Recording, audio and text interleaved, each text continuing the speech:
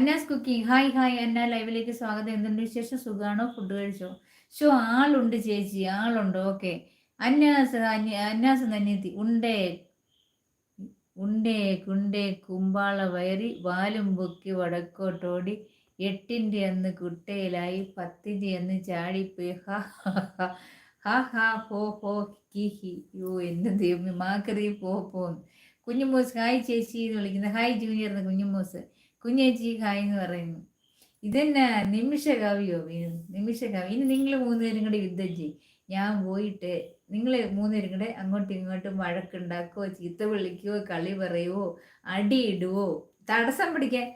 അതെന്താ അമ്മ അതുപോലെ പാട്ട് പാടും. അയ്യോ, അതുപോലെ പാട്ട് പാടണം.